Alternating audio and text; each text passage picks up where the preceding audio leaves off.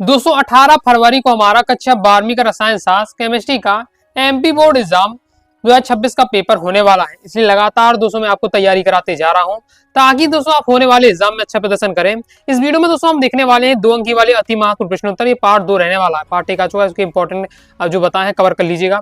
और क्रम से दोस्तों वीडियो देखना चाहते हैं, ऑब्जेक्टिव भी मैं आपको बताते जाऊंगा। तो आपको क्या करना है, प्लेलिस्ट के सेक्शन पर जाइएगा, चैनल पर जाइएगा, प्लेलिस्ट के सेक्शन पर जाइएगा। 12th chemistry topper series MP board exam 26 के नाम से प्लेलिस्ट होगी। प्लेलिस्ट पर जाकर क्रम से वीडियो देखकर आप कर सकते हैं। तो खुद की तुलना दूसरों से क्यों करना, जबकि ताकत और कमजोरी सबकी अलग होती है। हम दोस्तों देखने वाले उस संयोजी यौगिक वाला जो चैप्टर है उससे इंपॉर्टेंट क्वेश्चन। यहां से इस अध्याय से दोस्तों मैं आपको बताऊं तो दो नंबर वाले आपके 2 क्वेश्चन बनते हैं। दो नंबर वाले आपके 2 क्वेश्चन आपको मिलते हैं। एक तो आपका थ्योरी से संबंधित क्वेश्चन रहता है, यानी थ्योरी वाला, ओके, जिसमें आपकी समन्वय संख्या क्या है, द्विक लवण क्या है, उससे संयोजी यौगिक क्या है, किलेट क्या है, ओके, और इसके साथ ही प्रभावकारी परमाणु संख्या क्या है। मतलब इस प्रकार से आपके क्वेश्चन बनेंगे थ्योरी वाले, ओके। और 2 नंबर का क्वेश्चन आता है जिसमें आपको उपसंयोजी यौगिक का आईयूपीएसी नामकरण करना पड़ता है। जो उपसंयोजी यौगिक का आईयूपीएसी नामकरण वाला जो टॉपिक है 2 नंबर का, वो उसका आना 100% फिक्स है, यानी वो हर साल आता ही है। उपसंयोजी यौगिक का आईयूपीएसी नामकरण कैसे किया जाता है, ये वाला क्वेश्चन आना फिक्स ही है, ओके। तो वो भी आगे मैं आपको बता दूंगा, उसका भी आपको चिंता नहीं करनी है। जितना टॉपिक आता है एग्जाम में मैं तो आपको सब तैयार कराने का प्रयास करूंगा। अभी सबसे पहले हम देख लें थ्योरी वाले क्वेश्चन, ओके। एक तो थ्योरी वाला क्वेश्चन आता है और एक आपका आईयूपीएसी नाम वाला फिक्स ही रहता है। थ्योरी में आपको क्या है, कुछ क्वेश्चन तैयार करना, जिसमें से हाई चांस है, 6-7 क्वेश्चन बता रहा हूँ, जिसमें से आपके क्वेश्चन अगर आपका एक ही एग्जाम में आना है, थ्योरी वाला उनमें से आ जाता है, आपका 2 नंबर फिक्स हो जाएगा। पहला क्वेश्चन है, प्रभावकारी परमाणु संख्या से आप क्या समझते हैं, उदाहरण से समझाइए। प्रभावकारी परमाणु संख्या EAN। तो संकुल यौगिक के केंद्रीय धातु आयन में उपस्थित इलेक्ट्रॉनों की संख्या तथा बंध के बनने में प्राप्त इलेक्ट्रॉनों की संख्या का योग को प्रभावकारी परमाणु संख्या कहते हैं। इसका दोस्तों फॉर्मूला भी होता है, ये फॉर्मूला EAN बराबर होता है Z - ON + 2 × CN। अब Z क्या है, Z है परमाणु क्रमांक, ON है ऑक्सीकरण संख्या, CN है आपकी समन्वय संख्या। तो ये अगर आपको किसी भी की आप प्रभावकारी परमाणु संख्या निकालनी है तो आसानी से आप इसका फॉर्मूला के उपयोग करके निकाल सकते हैं। तो हो सकता है एग्जाम में पहले आपका प्रभावकारी परमाणु संख्या है तो फिर आपको इतना बताना पड़ेगा, जिस तरीके से मैंने दिया है उदाहरण के साथ आपको समझाना पड़ेगा। और या फिर आपका ऑब्जेक्ट में आ सकता है कि इस प्रकार से आपको दे दिया जाएगा उपसंयोजी यौगिक और कहा जाएगा उसमें कि इसमें Fe की EAN निकालो, यानी प्रभावकारी परमाणु संख्या निकालो। तो आपसे निकालते भी बनना चाहिए। निकालने के लिए तभी आपसे बनेगा जब आपको ये फॉर्मूला याद हो। तो फॉर्मूला याद कर लीजिएगा, ऑब्जेक्ट में इस प्रकार से भी क्वेश्चन बन सकता है। बाकी मैं आपको समझा देता हूँ कैसे निकालना है। जैसे हमें ये दिया हुआ है उपसंयोजी यौगिक, ओके, जैसे K3FeCN6 है, तो इसके में हमें क्या Fe की EAN निकालना है, यानी प्रभावकारी परमाणु संख्या निकालनी है। किस तरीके से करना है, ये फॉर्मूला पे आपको वैल्यू रखना है। पहला हमारा Z, तो यहां में बताना है सबसे पहले Z यानी परमाणु क्रमांक। तो आपको जिसका आपको ज्ञात करना है उसका परमाणु क्रमांक बताना पड़ता है। Fe है, Fe का परमाणु क्रमांक होता है मतलब आयरन का परमाणु क्रमांक 26, ओके। इसके बाद आपको लिखना है माइनस ON यानी ऑक्सीकरण संख्या। तो आपको क्या ऑक्सीकरण संख्या आपको निकालनी पड़ेगी। अब निकालते बनना चाहिए। कैसे ऑक्सीकरण संख्या निकाली जाती है, जैसे मैं आपको यहाँ ऑक्सीकरण संख्या निकाल कर बताता हूँ। इसकी हमें ऑक्सीकरण संख्या निकालनी है तो 3 हो जाएगा, ये आपका 1 हो जाएगा, +1 रहेगा, ओके। प्लस Fe की निकालनी है ऑक्सीकरण संख्या तो x मान के चलना है, C हो जाएगा। और CN की होती है -1 = 0। सॉल्व कर देंगे, 3 + x - 6 = 0, तो -3 + s = 0 हो जाएगा। तो x बराबर हो जाएगा +3। तो x बराबर +3 आया, यही +3 हमारी Fe की ऑक्सीकरण संख्या। बस इसमें वैल्यू पुट कर देना, तो आपको क्या है +3 रखना है, यानी 3 रख देंगे, +3 यानी 3 रख देंगे, माइनस तो ये आपका फॉर्मूला में दिया हुआ है +2 और CN है हमारा समन्वय संख्या। समन्वय संख्या कैसे निकालना पड़ता है ये और सीख लीजिए। ऑब्जेक्ट में केवल आपका इतना ही आ सकता है। ये सब मैं आपको टर्म क्यों बता रहा हूँ, क्योंकि ऑब्जेक्ट में यहाँ से बन सकता है। केवल इतना ही लिख कर आ जाए, कहा जाए कि इसमें CN की आपको क्या बताना है, यहाँ आपको समन्वय संख्या बताइए। इस बार से आ सकता है Fe की समन्वय संख्या कैसे आपको बतानी है। देखिए जो हमारा कोष्टक के अंदर लिखा रहता है सबसे पहले वो केंद्रीय धातु परमाणु है। केंद्रीय धातु परमाणु के साथ जो बड़े कोष्टक के साथ एक छोटे कोष्टक में लिखा रहता है वो होता है हमारा लिगेंड, और लिगेंड के नीचे जो नंबर लिखा रहता है वही आपकी समन्वय संख्या होगी। बस इस तरीके से आपको याद करना है। CN के नीचे क्या लिखा है, Fe हमारा यहाँ केंद्रीय धातु परमाणु है, CN हमारा लिगेंड है, लिगेंड के नीचे क्या है जो नंबर लिखा है वही समन्वय संख्या कहलाएगी। तो यहाँ हमारी 6 लिखा हुआ है, यही हमारी समन्वय संख्या है। बस इसे आपको क्या है सॉल्व कर देना है। सॉल्व कर देंगे तो आपका ये 23 आ जाएगा, +12 हो जाएगा, ओके। तो इस प्रकार से आपका 35 निकल कर आएगा। तो इस तरीके से आपको क्या है सॉल्व करना पड़ता है और प्रभावकारी परमाणु संख्या निकालना पड़ता है, ओके। नेक्स्ट हमारा क्वेश्चन है, समन्वय संख्या को परिभाषित कीजिए। देखिए एमपी बोर्ड एग्जाम 20 में है, 23 में है, अब आपका 26 में आ सकता है, बहुत हाई चांस है, तैयार करके रखने का। क्योंकि समन्वय संख्या कैसे आपको पहचानिए, ट्रिक मैंने आपको बताई दी है कि जो हमारा क्या है ये केंद्रीय धातु परमाणु है। केंद्रीय धातु के परमाणु के साथ बड़े कोष्टक में, छोटा कोष्टक में जो लिखा रहता है वो आपका लिगेंड होता है। लिगेंड के नीचे जो भी नंबर लिखा रहे वही आपको सामान्य संख्या बता देनी है। ओके, ये आपको टर्म इस तरीके से ऐसे याद रखना है, ऑब्जेक्ट में क्योंकि पूछ लिया जाता है। बाकी सामान्य संख्या की परिभाषा किस तरीके से बताना है, केंद्रीय धातु परमाणु आयन तथा आयन के साथ उपसंयोजकता स्थापित करने वाले एकांकी इलेक्ट्रॉन युग्मों की संख्या, ये क्या रहती है, एकांकी इलेक्ट्रॉन युग्मों की संख्या ही रहती है, उस धातु की समन्वय संख्या कहलाती है। देखिए केंद्रीय धातु परमाणु, ये केंद्रीय धातु परमाणु है। केंद्रीय धातु परमाणु आयन के साथ उपसंयोजकता स्थापित करने वाले जो एकांकी इलेक्ट्रॉन युग्मों की जो संख्या है वही हमारी समन्वय संख्या कहलाती है। जैसे अब हमें ये वाला दिया हुआ है उपसंयोजक, इसमें हमसे पूछा जा रहा है कि सीआर की समन्वय संख्या बताओ। सीआर की क्या बताना है, समन्वय संख्या बतानी है। तो अब देखिए क्या लिखा हुआ है, ये सीआर है केंद्रीय धातु परमाणु, इसके बगल में लिगेंड NH3 है, लिगेंड के नीचे देखिए तो 6 लिखा हुआ तो 6 हो जाएगी। फिर नेक्स्ट देख लेते हैं, नेक्स्ट इस वाले में आप देखिए तो इसमें आपका Ni हो जाएगा, आपको केंद्रीय धातु परमाणु, NH3 आपकी लिगेंड है, लिगेंड के नीचे क्या लिखा हुआ है 4 लिखा हुआ तो 4 आपकी समन्वय संख्या हो जाएगी। ये आपका तरीका रहता है। बाकी इसको तो अच्छे से आपको परिभाषा याद करके रखिएगा, 2 नंबर में सीधे आपका आ सकता है। नेक्स्ट क्वेश्चन है हमारा, द्विक्लवण एवं उपसंयोजी यौगिक क्या है, उनके उदाहरण के साथ बताइए। एक द्विक्लवण होता है और संकुल लवण होता है, उपसंयोजी यौगिक को ही संकुल लवण कहा जाता है। इसके साथ ही आपका द्विक्लवण और संपूर्ण लवण में आपको अंतर तैयार करके रखना है, तो समझ लेते हैं तो वही आपका अंतर भी हो जाएगा। ओके, और आगे मैं आपको अंतर भी बता दूंगा। एमपी बोर्ड एग्जाम 22 में अंतर आया था, द्विक्लवण और संकुल लवण में अंतर पूछा गया था।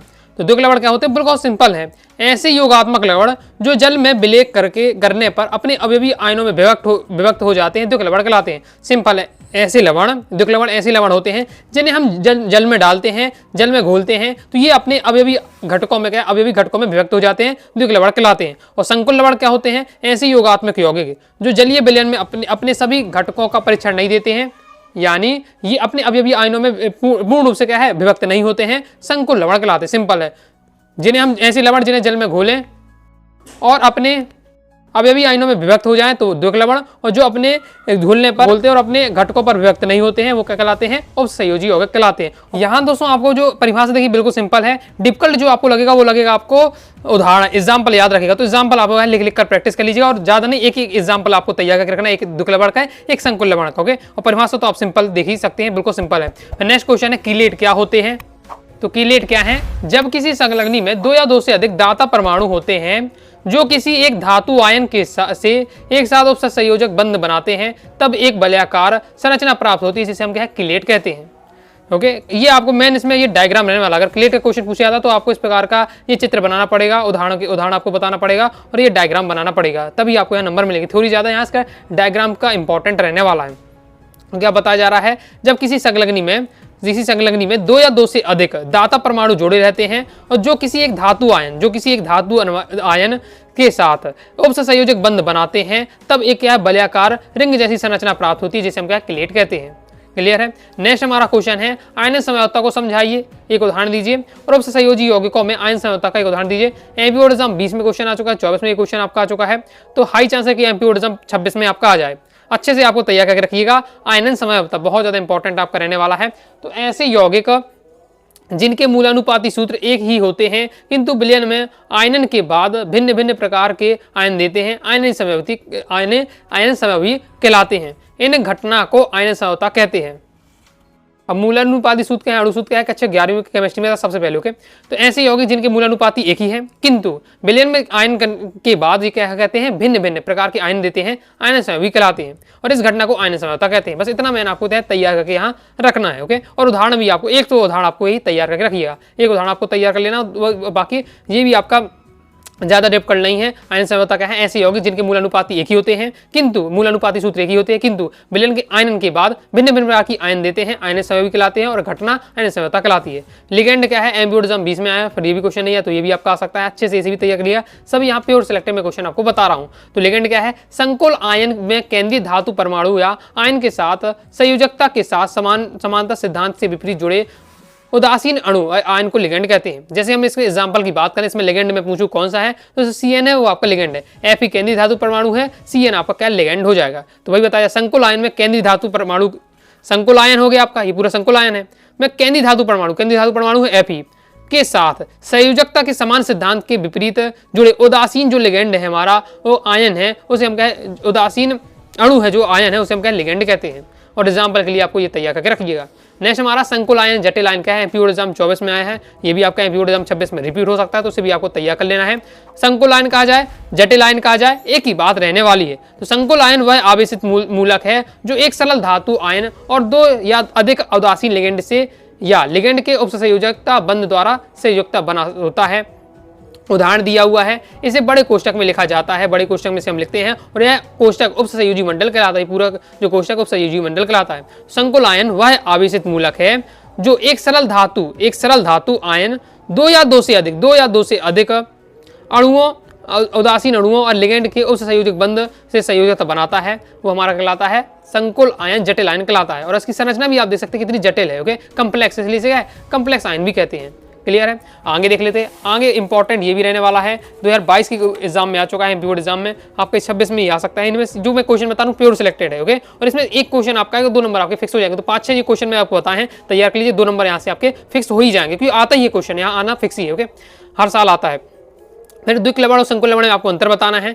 सिंपल, अभी मैं आपको समझा चुका हूं कि वे लवण जिन्हें हम जल में घोलते हैं तो वे अपने अवयवी आयनों में विभक्त हो जाते हैं, टूट जाते हैं, उस द्विक लवण कहलाते हैं। और ऐसे लवण जिन्हें हम जल में घोलते हैं लेकिन अपने आयनों में पूर्ण रूप से विभक्त नहीं होते या आंशिक वियोजित होते हैं, वो क्या होते हैं, आपके संकुल लवण कहलाते हैं। सिंपल है। और आपको देखिए 2 ही नंबर का क्वेश्चन आएगा, भले मैंने यहाँ आपको 4 उदाहरण दिए हैं लेकिन आपका 2 ही नंबर के यहाँ से क्वेश्चन पूछा जाता है, तो आपको 2 पॉइंट आपसे बनने चाहिए। तो एक तो आपको परिभाषा बता दी है, दूसरा सबसे अच्छा आप उदाहरण लिख दीजिएगा तो तुरंत आपको नंबर मिल जाएगा। तो उदाहरण भी आपको तैयार करके रखना है। बाकी एक और पॉइंट आप यहाँ पढ़ लीजिएगा कि द्विक लवण के विलयन में उपस्थित आयनों का गुणात्मक परीक्षण किया जा सकता है, संकुल लवण के विलयन में उनके अवयवी आयनों का गुणात्मक परीक्षण नहीं किया जा सकता। तो ये पॉइंट भी आप क्लियर लिया, तो ये आपको हो जाएगा एक परिभाषा, एक गुणात्मक परीक्षण वाला और एक आपको उदाहरण वाला। तो आपके 2 से 3 आपके ये अंतर भी तैयार हो जाएंगे। तो ये हो जाते हैं हमारे थ्योरी वाले इंपॉर्टेंट क्वेश्चन, मैंने आपको बता दिए हैं जिनसे आपका बन सकता है क्वेश्चन। अब नेक्स्ट आपका एक और, यहाँ से मैंने बताया कि 2 क्वेश्चन आपके बनते हैं इस चैप्टर से, एक तो थ्योरी वाला हो गया और एक रहता है आपका IUPAC नामकरण वाला। तो अब हम दोस्तों देखने वाले हैं IUPAC नामकरण कैसे आपको करना है। क्वेश्चन का हम फॉर्मेट समझते हैं, ये हर साल ये क्वेश्चन आता है। क्वेश्चन इस प्रकार से हो सकता है कि आपको सूत्र दे दिया जाए और कहा जाए कि नाम बताओ। सूत्र दे दिया, कहा जाए आपसे नाम बताओ, ओके, उपसंयोजी योग IUPAC नाम बताओ, तो ये क्वेश्चन आ जाता है। या फिर आपको नाम दे दिया जाता है, उपसंयोजी योग का नाम दे दिया जाता है और कहा जाए सूत्र बताओ, किसी भी टाइप से आपका आ सकता है। अब यहाँ देखिए कितने सारे मैं आपको बता रहा हूँ, ये हो जाते हैं, इनके नाम दिए हुए हैं। आगे देखिए और इसमें साथ साथ स्क्रीनशॉट आप ले लीजिएगा, ओके। इसमें प्रीवियस ईयर पेपर में जो आए हैं उनको भी मैंने यहाँ पूरा कवर किया है और जो इंपॉर्टेंट है वो मैंने कवर किया है। यानी पूरी लिस्ट बनाई जो इंपॉर्टेंट है, जिनके आने के हाई चांस रहते हैं। कम से कम 40 तो यहाँ दिए हुए हैं उपसंयोजी यौगिक का सूत्र और उनके IUPAC नामकरण, उनका IUPAC नाम का दिया हुआ है, आप यहाँ देख सकते हैं पूरा। फिर इनको बताता हूँ कि इनको ये 2 नंबर का आना इनका फिक्स ही है, ओके। अगर आपको अगर 70 में 70 नंबर लाना है तो ये आप टॉपिक आपसे बनना ही चाहिए, ओके। और फुल स्कोर करना है तो ये टॉपिक आपको बनना चाहिए और ये टॉपिक आपका फिक्स रहता है। तो भैया ये टॉपिक तो भैया बहुत ज़्यादा डिफिकल्ट लग रहा है, मुझसे तो IUPAC नामकरण करते ही नहीं बनता है, क्या करूँगा। अरे टेंशन नहीं लेने का, अपुन है ना। तो मैं उसका भी समाधान बता देता हूं। देखिए एक बात तो आप यहाँ समझ गए हैं कि इतना ये जो मैंने आपको 40 बताए हैं और जरूर नहीं कि इन्हीं में से आ जाए, और भी आपके बनकर आ सकते हैं, ओके। तो यानी इसका मतलब है रट नहीं सकते, रट आप नहीं सकते, कोई भी स्टूडेंट हो, ओके, जितना ही विद्वान हो, इसको बिल्कुल पूरा परफेक्ट रट नहीं सकता, ओके। क्योंकि यहाँ क्या है, मान लीजिए पेपर में सेम यही आ जाए यहाँ इसके, लेकिन यहाँ 4 कर दिया या 3 कर दिया जाए, कुछ भी मतलब नंबर बदल दिया जाए तो आपको क्या है, कन्फ्यूजन हो जाएगी। तो रट तो आप सकते नहीं है। दूसरा एक ही तरीका हमारे पास है वो समझने वाला, अगर इस टॉपिक को आप समझ लेते तो आप आसानी से आप क्या नामकरण कर लेंगे। आप समझेंगे कैसे, तो अब आपको चिंता नहीं करनी है। नेक्स्ट वीडियो में, ओके, नेक्स्ट वीडियो में मैं आपको बता दूंगा, इसी प्रॉपर वीडियो आएगी, क्योंकि इसके 6-7 रूल हैं, 6-7 रूल के साथ साथ मैं प्रैक्टिस में आपको कराऊंगा, तब आपको वहां समझ में आ जाएगा। तो मैं आपको समझा दूंगा बहुत ज्यादा आसान भाषा में किस तरीके से दोस्तों आपको करना है, और ये ट्रिक के साथ बताऊंगा, चिंता नहीं करनी। इसके पूरे नियम बनाए हैं मैंने, जैसे आपको इंग्लिश में मैंने आपको नियम बताए थे, सो दैट का प्रयोग आपको अच्छे समझा दिया था, एज सून एज का प्रयोग समझाया। इसी बार से मैं इसको भी आपको बहुत ज़्यादा सिंपल लैंग्वेज में समझाने का प्रयास करूंगा। चिंता आपको बिल्कुल नहीं करनी। नेक्स्ट वीडियो आप देख लीजिएगा, उसमें वो वीडियो आएगी, ओके। सूत्र को, ओके, जो हमारे दिए जाते हैं उनको हमें IUPAC नामकरण कैसे करना है,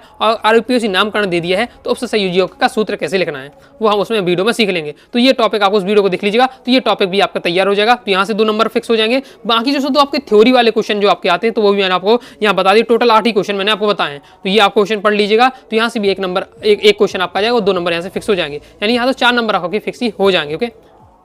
थ्योरी वाले जो भी क्वेश्चन बताए उन्हें अच्छे से तैयार कर लीजिएगा। और नेक्स्ट वीडियो में मैं आपको ये बता दूंगा कैसे आपको करना पड़ता है, ओके। आप उससे योग का IUPAC नामकरण तो उसे भी आपको सीख लीजिएगा, नियम के साथ मैं आपको बता दूंगा, समझा दूंगा, ओके। बाकी दोस्तों अगर आप प्रॉपर PDF मटेरियल प्राप्त करना चाहते हैं तो आपको क्या है केमिस्ट्री कोर्स जरूर ज्वाइन कर लीजिएगा। आपको करना है प्ले स्टोर से वागा स्टडी क्लास ऐप डाउनलोड कर लीजिएगा और वहां से दोस्तों आपको केमिस्ट्री कोर्स लेना है। ओके, केमिस्ट्री कोर्स की फीस वैसे भी कम है और जैसे ही आप क्या है केमिस्ट्री 70 कूपन कोड अप्लाई करेंगे 100 रुपए का और डिस्काउंट प्राप्त हो जाएगा। तो नाम मात्र की फीस में कंप्लीट आपको all chapter important question answer, all chapter objective question answer, previous year paper with solution, model paper with solution. Okay, और जो प्रीवियस ईयर का सॉल्यूशन मिलेगा एमपी बोर्ड का ऑफिशियल सॉल्यूशन आपको मिलने वाला है। इसके साथ ही 2 अंक की, 3 अंक की, 4 अंक की वाले भी अलग से क्वेश्चन दी है, वस्तुनिष्ठ भी अलग से पीडीएफ दी है। तो आराम से आप प्रैक्टिस कर सकते हैं और तैयारी कर सकते हैं कम समय है। लेकिन अगर आप पीडीएफ मटेरियल होगा अपने हिसाब से आप क्या है कम समय में जल्द ही क्या है पूरा सिलेबस भी कंप्लीट कर लेंगे और बार बार रिवीजन भी आप कर लेंगे, जिससे दोस्तों आप आसानी से क्या है केमिस्ट्री में अच्छा स्कोर करेंगे।